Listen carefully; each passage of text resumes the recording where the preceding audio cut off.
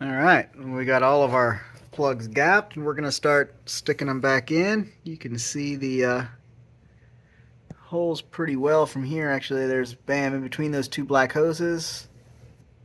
Right there, 1, 2, 3, and the fourth one's in the dark there, but we'll get to him. They'll be nice and easy. I'm just gonna feather them on in and run the hoses.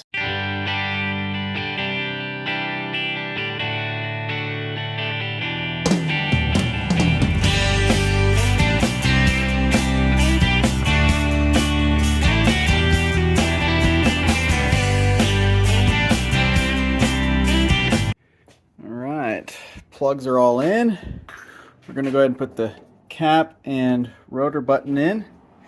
Pretty simple. I'll show you guys though, but it's about foolproof because they have it with a keyway in here. If you look, let me get you where there's no glare. Boom, right there. You can see there's a little keyhole right here.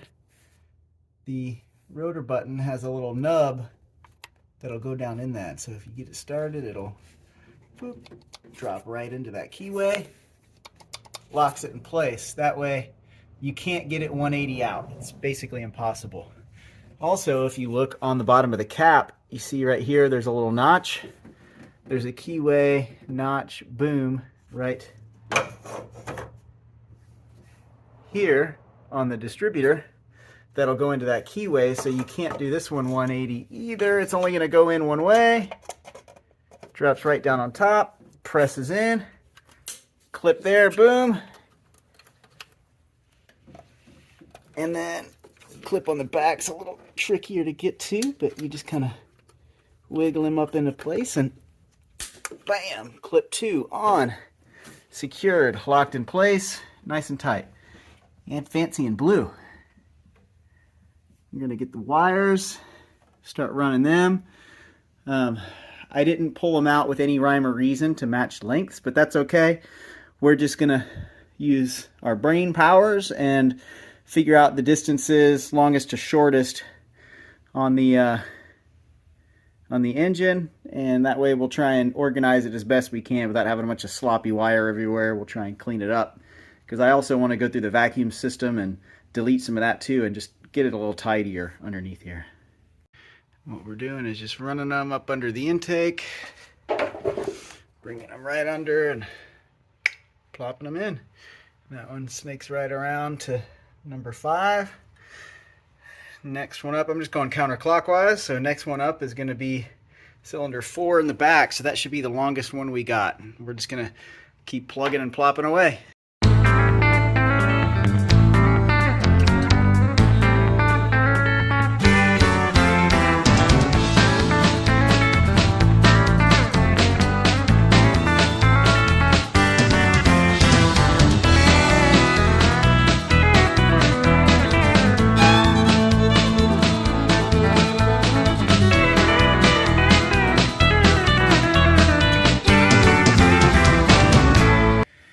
I'm in here, I'm going to go ahead and replace these lines that ran from this, I guess it's an EGR solenoid is my guess. What was on them was these, and this stuff is like licorice. I mean, when you squeeze it, you can see all the cracks in it. The side right off the intake manifold was sucked shut completely. So obviously not doing anything. The other end ran down to a plastic piece that looked like it probably just snapped off this and then melted off the exhaust. So I just shoved a piece of vacuum line into the hole where it broke off. You can kind of see in here. There's another port that came off of this and ran somewhere as well. I'm just going to plug that, I think, just so this isn't an open, gaping spot for vacuum to escape. And then we're just going to get this piece back up in here. Get that in. That's going to go onto the other end of the solenoid. Like so.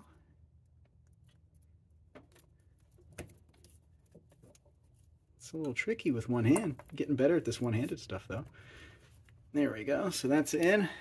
So now we got that vacuum leak sorted. I do have another small vacuum leak from this red line that's broken right here that needs to be repaired before we get her put back together. And then This is just stupid having this long length on here, so I'm going to pull that off and find something shorter to plug it with and clean us up a little bit. I went ahead and used a piece of this clear tubing. It's all I got. It's the COVID special, and patched my broken red vac line here. You can kind of see right there where I took the clear and I spliced in from there to the nub there. It's not perfect. There's not a whole lot of meat left on this this side here of the fitting of the hose, but I think that's enough, at least for now, to test, see if that helps our idle out. We got this piece done. I went ahead and took some RTV and slapped it around that hose to seal it up, and also a bolt to stick in that other side that had the open hole in it. So we'll see what that does. Probably nothing. There's other holes and stuff in the top of this thing. I mean, it's all just rotten out, but well, we'll give it the old college try. Probably delete on that stuff anyway at some point, but for now I'd like to just make it as stock-like as possible. All that's really left now is to swap the coil out, so we'll go ahead and break that thing loose. Okay, let's break this coil loose. So, one thing I noticed, and I don't know if this will have an effect on the performance at all. I suppose it may. This one's loose in here, and I assume that it's supposed to be molded to that heat shield that's around it. So, it's possibly compromised anyway. Definitely the original one. I did not test it. It's possible it's not even bad. I'm normally not the throw parts at her till she runs kind of guy, because I'm, as you'll find out, one of the cheapest people you'll ever meet. But on this one, I'm going through the whole ignition. I want to replace the ignition. I want to know everything on it's new. I want that peace of mind, because I plan on keeping this one around a while. So even though it may not need it, we're going to go ahead and do it. I'll keep this one around again, like I said, as a spare, because you never know. 4 bolts out. There's a little clip that retains the electrical connector for it, which is super brittle. So I'm going to try and get it off without cracking it, but there's a pretty high chance it breaks just taking this loose.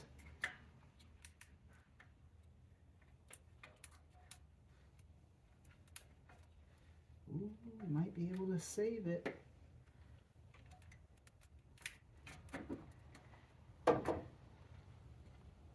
Oh, got it. Perfect.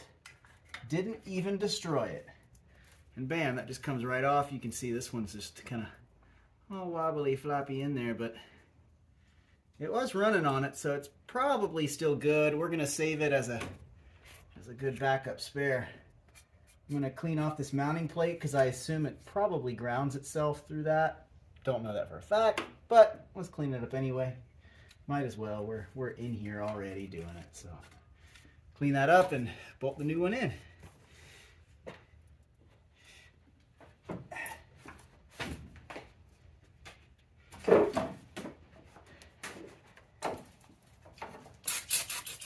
Bam.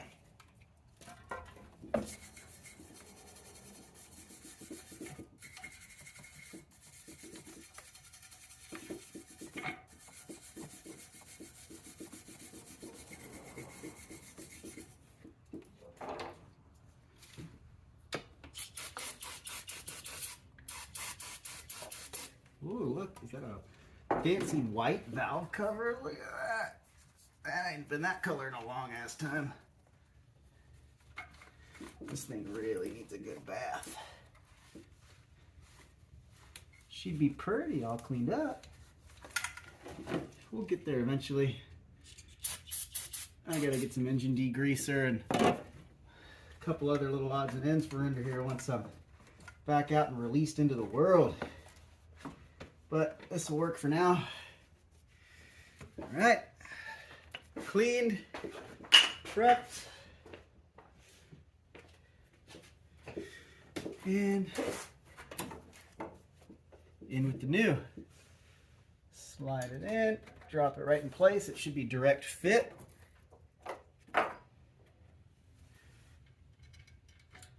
Just run some of these in finger tight. Make sure you get it lined up. Don't have to go crazy.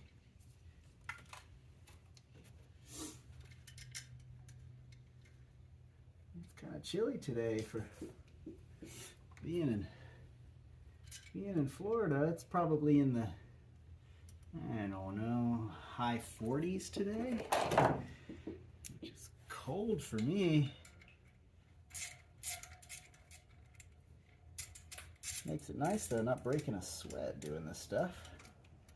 I'll take it. And if you're curious, 7:30 seconds, by the way. Always nice to know, so you don't have to go over there and then back and then there and then back and then there and then back until finally you find the right one. I like that it's not metric too. Maybe it was still a made in America unit.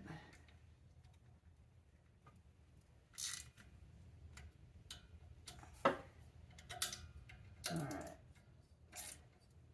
Not that I really care. Most of the good ones of these are actually made in Canada.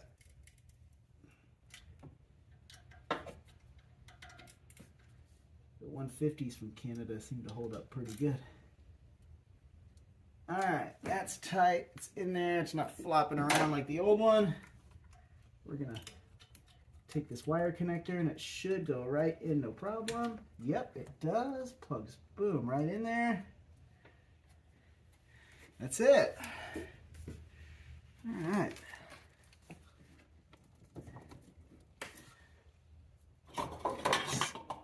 Checking right now for the spout connector for when we go to do the timing, and there it is right there. So I'm going to zoom in and show you that guy, and then we'll be all done. Oh, let's hook up our wire here for the coil. I think the shortest one is going to be the right one. Keep it clean. Yeah. So how do we want this to go? We'll do them like this.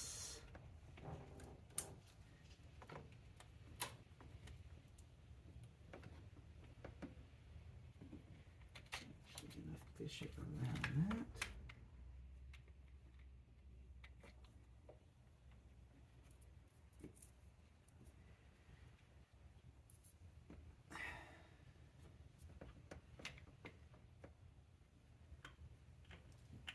Bam! How about that? Installed.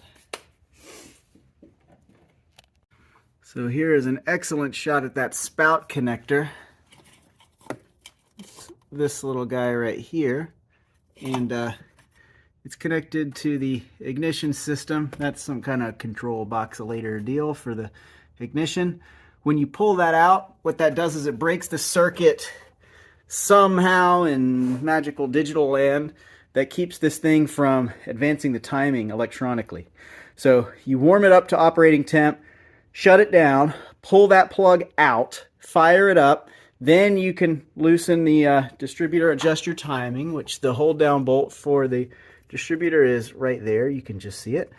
And set your timing in, dial it in, your base timing. Shut it down, plug that back in, fire it up, and then you can check it and see what you're advancing to. And then once you get it where you want it, you just lock the distributor back down. So that plug, critical to setting your base timing. If you try and adjust timing with that plug in, you're just going to be pulling your hair out because it's not going to work for you. It's just going to be keep trying to reset itself over and over by the computer. So that's the trick there. We are all buttoned and dialed up. I'm going to go ahead and clean up a little bit, put some of these tools back. And then I think next step is going to be fire it up and check that timing. So when people that know me tell me I winterize stuff, this is why. So airbox had the screws actually in the top, but this is one of those airboxes where underneath there'd be like a nut cert, I guess we'll call it, underneath here with threads those are all missing. They've all popped out. They're probably just pushed in there, like riveted in. They're all gone. So the bolts would just sit down through there, and this was not secure. So rather than hunt around for a bunch of nuts and bolts for now, we're just going to run zip ties through it. Run the white one so I see them, so I don't drive myself nuts figuring out why it won't open next time. But we'll just string these through like so. Bam. We'll pull it around, zip it in, which is really hard to do one-handed, so bear with me, technical difficulties. Bam. Feed it through, then you can just pull it tight. Look at that. Airbox secured. We'll do that to all four corners, and then I'll hate myself when I go to change the air filter next time. Don't worry, I cut the tags off. I'm not an animal, and I cut them at an angle, so I'll be sure to sever an artery next time I'm working on this thing. That'll be good. And loosen this bolt, slid this over so this was back in this tab here, and then locked it back down so at least this is a little more secure. Still got some flop. I may get something and kind of make a shim to wedge that tighter against the back, but it's in there for now. Switch the battery out. Might as well put the one that belongs in here in, and then we can fire this thing up, see how it runs with our new tune-up. Got the battery installed. Bought a new battery hold down. Even went for the extra black one, make it nice and matched. I need to replace both of these battery terminals. They're both pretty worn out. They don't want to tighten up anymore. They're probably not the right size for these, and they're aftermarkets. This one I was able to cinch down enough to be comfortable with. This one was still loose. I had to do the old screw through it. At least I used a stainless screw, so that's advanced level redneck. But I don't love the way that looks. I know it looks cheesy. So I'll get new ones, but again, I can't go to the store until at least tomorrow. So I'm stuck working with what I got. So we've got some clear vacuum lines going on. We got some zip tie battery tie downs and all kinds of goodness like that. But she's together. Everything is hooked back up. Everything's complete.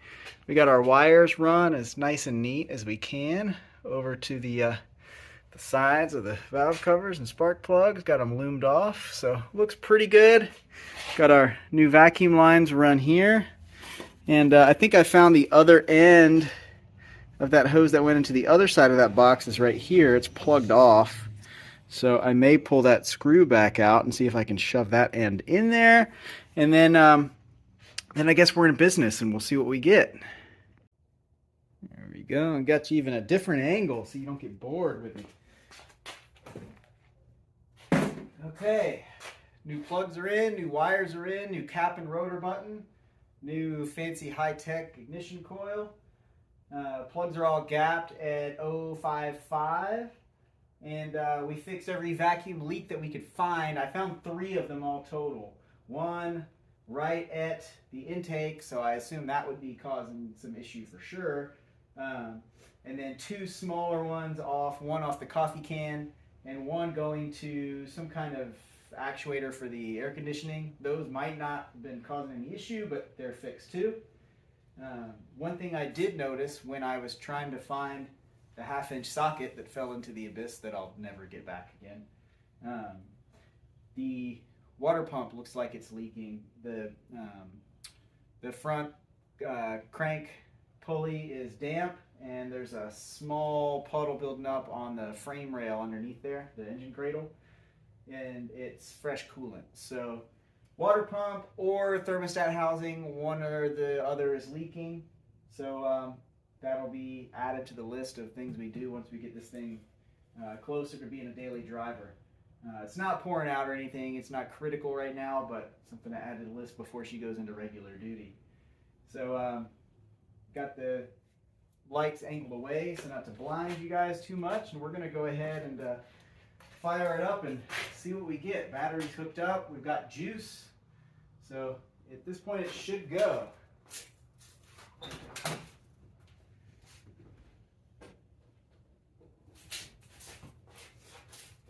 It'll go with the key in it.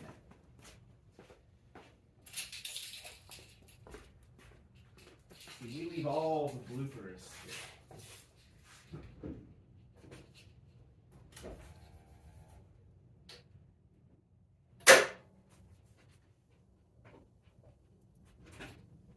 That wasn't good, was it?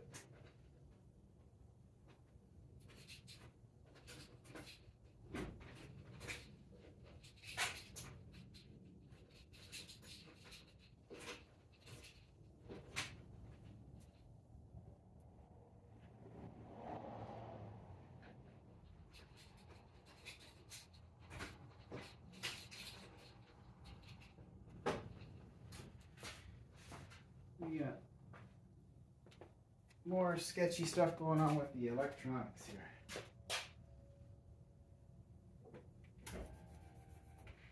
Aha. Yeah, that battery, that negative battery post is definitely bad. Wiggling it brings her to life. So that's got to be done next. See if we can get her to crank.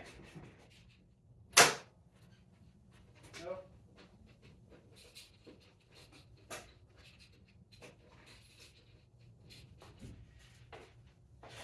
Bad grounds will just ruin everything, won't they?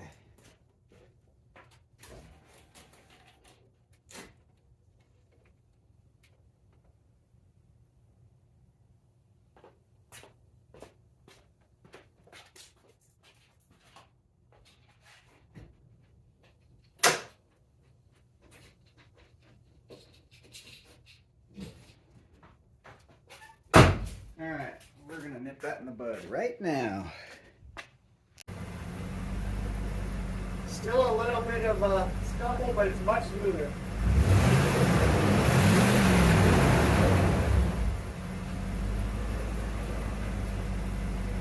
Definitely still got a little bit of a stumble now.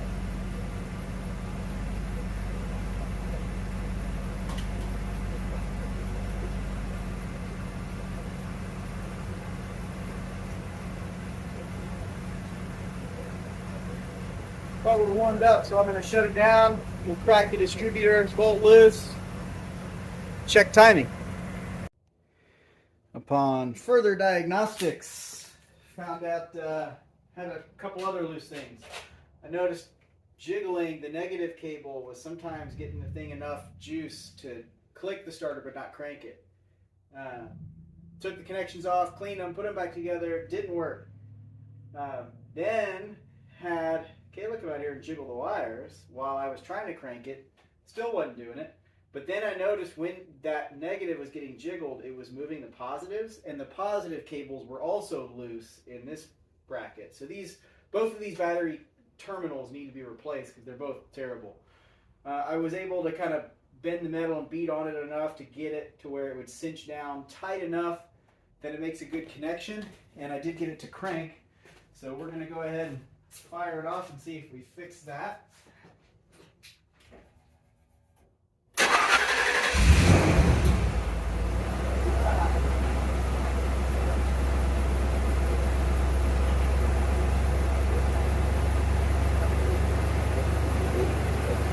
Alright, I'm going to take you down into the depths with me and show you the timing marks on the crank for these. These are the things that are going to be the trickiest and the stuff that you'll most want to find in a video, so I figure I'll share so I can crawl underneath and figure it out so you don't have to. So here we go. My coolant leak is more significant than I thought, so that's not ideal.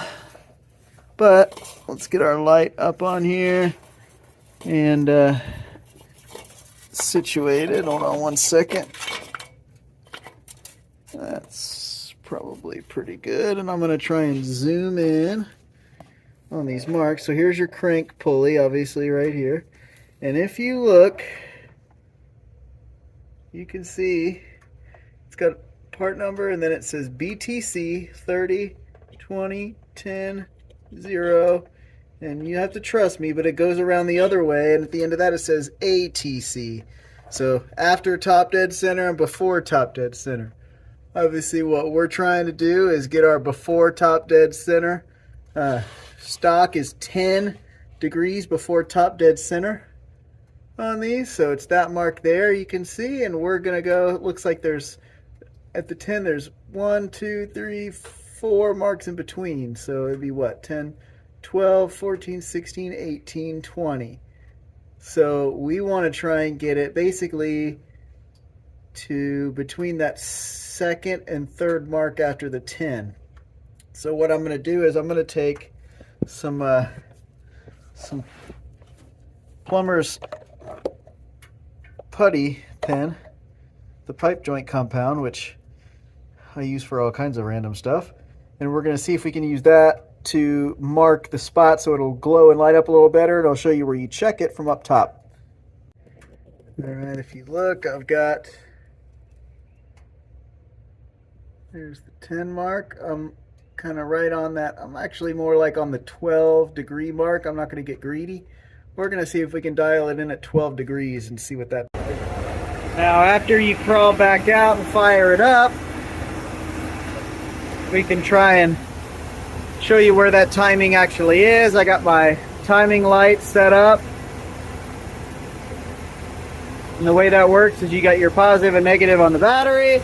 You got your lead on the number 1 spark plug. You can see it right there. Number 1 is going to be passenger side front.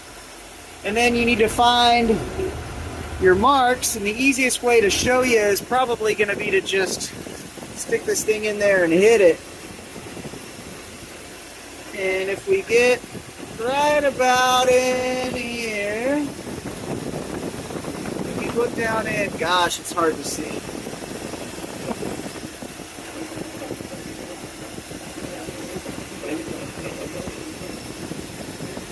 I'm trying for you, folks.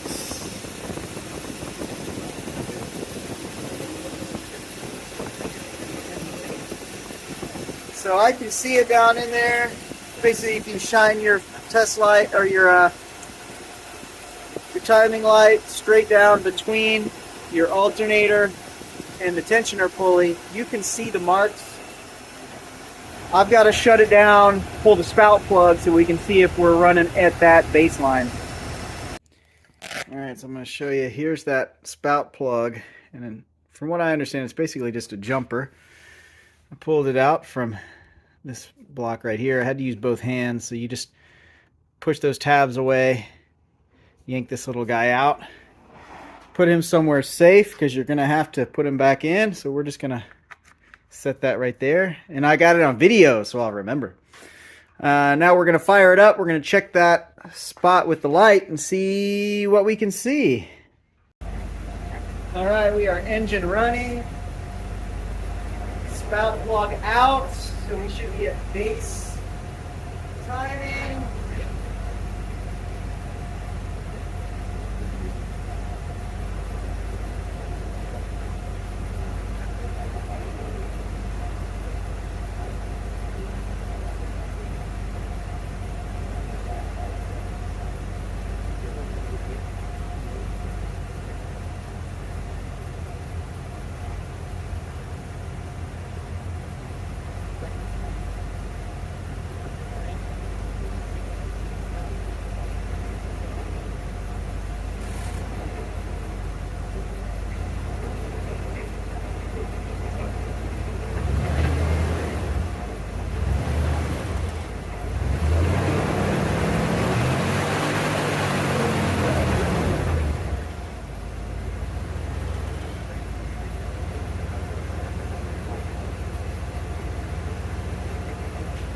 Just not seeing it.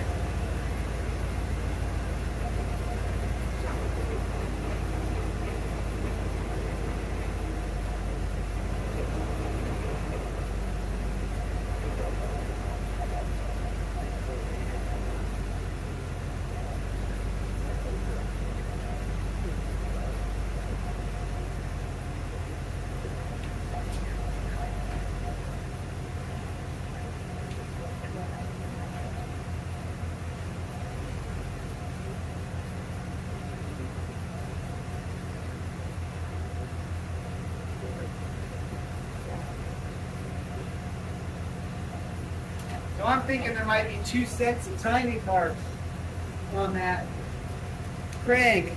Because I see my mark, but it's about 180 from where it should be. So I'm going to shut it down, crawl back underneath, and take a look, see if there's 2 sets of timing marks on this crank. Alright, y'all, so I figured out why the engine was shaking so much and why the timing marks are off. I've heard about this happening, but it's a first for me to see it. If we look here, you can see that crank is crooked. And you can see, let me clip this light so I can use my other hand here, show you. If you look here, there's like a rubber shim, I guess, between, it's like a pressed on weight on the crank. And it's definitely spun on it and moved. I mean, it's at a crazy wrong angle. You can see it's much thinner of a gap here than it is up here.